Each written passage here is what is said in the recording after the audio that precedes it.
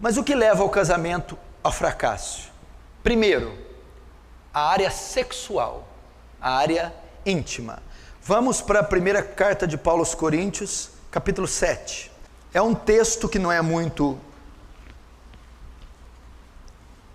explorado nem pregado nos púlpitos por medo, vergonha ou receio, mas é tão bíblico quanto a soteriologia. Eu estou dizendo de princípios que pode levar o casamento ao fracasso. O primeiro deles é a área sexual. 1 Coríntios 7, no versículo 3. O marido conceda à esposa o que lhe é devido, e também semelhantemente a esposa ao seu marido. Na sua tradução tal, o marido paga a devida benevolência à esposa, e a esposa paga a devida benevolência ao marido. A mulher não tem poder sobre o seu próprio corpo, e sim o marido. Também semelhantemente o marido não tem poder sobre o seu próprio corpo, e sim a mulher. Até aqui.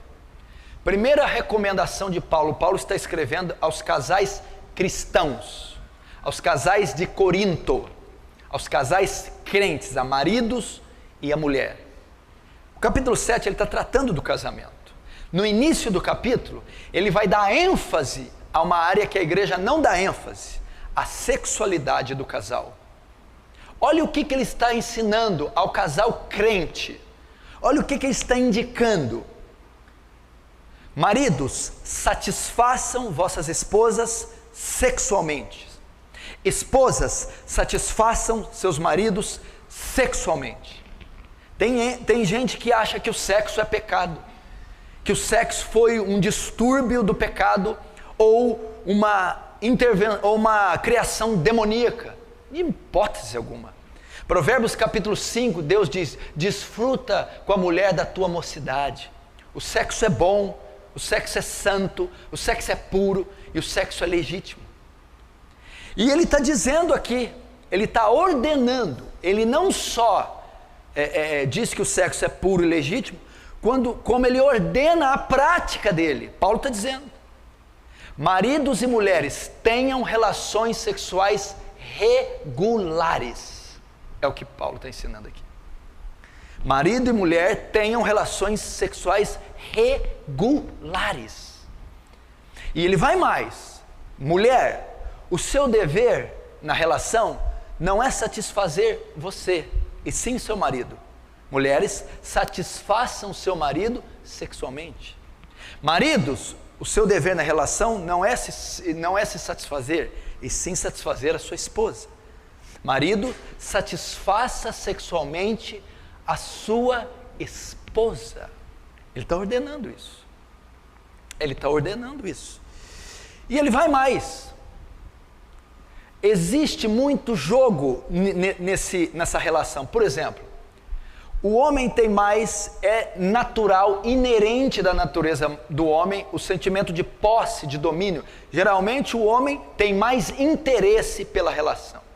A mulher, sabendo disso, muitas vezes faz jogo, chantagem, e usa disso. Geralmente ela que determina quando isso ocorre. Né? Não quero, não quero, e o homem não tem o que querer. A Bíblia quebra isso, ela diz assim para você, mulher: mulher, você não tem poder sobre o seu corpo, e tem o marido. Marido, você não tem poder sobre o seu corpo, e tem a mulher.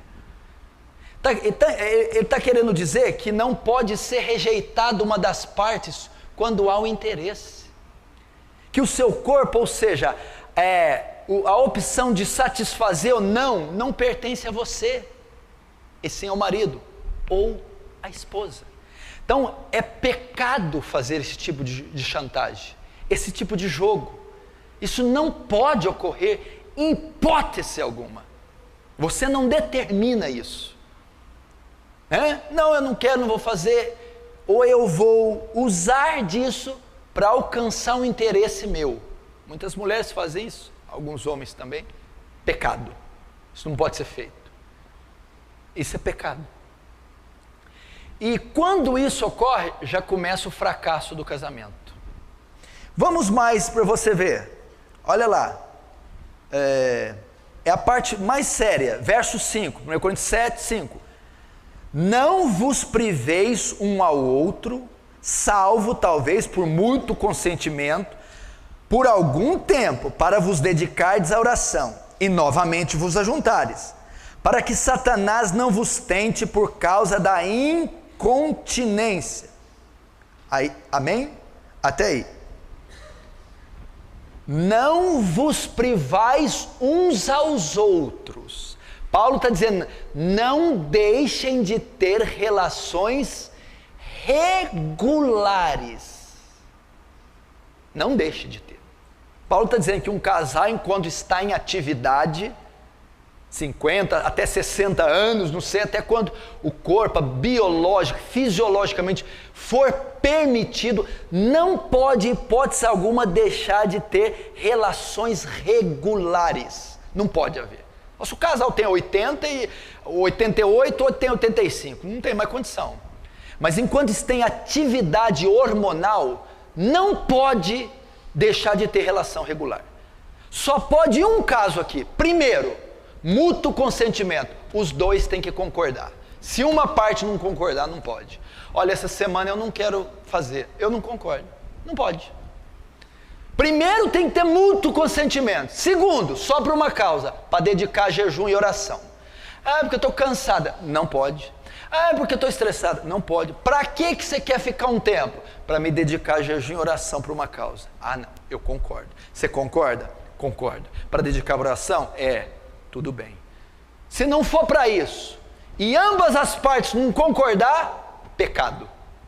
Não pode. Aí se eu fizer, por que Paulo ordena ter relação íntima regular? Para que Satanás não tente uma das partes.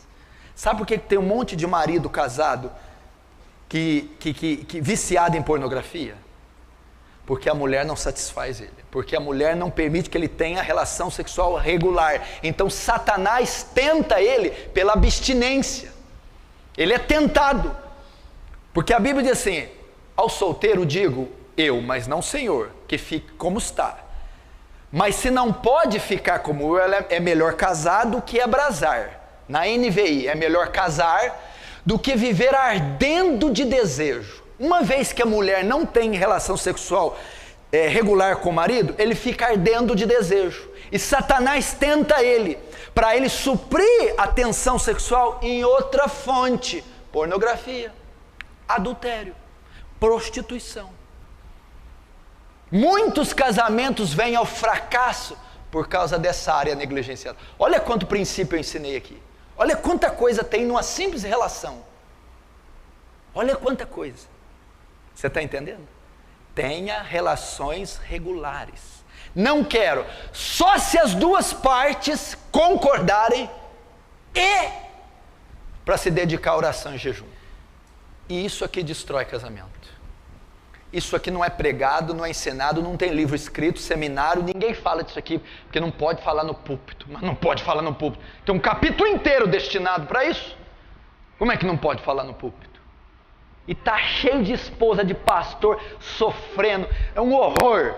Está cheio de casal de pastor, essa vida aqui é uma lambança. Pastor que pornógrafo, pastor que não supre a mulher, e aí vai, porque não lida com essa área. Cheio de diácono, obreiro, cheio de crente dentro de igreja, que é uma baderna nessa área aqui. Não tem zelo, temor, reverência, respeito com esse princípio, que é seríssimo. É o primeiro princípio que destrói um casamento. A relação. Por quê? Porque, olha ele, quem que Paulo apresenta aqui, o personagem que Paulo convida?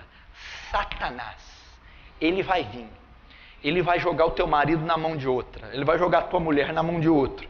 Ele vai jogar material. Ele vai fazer o seu marido ou sua mulher suprir a necessidade de outra forma. E a forma pecaminosa.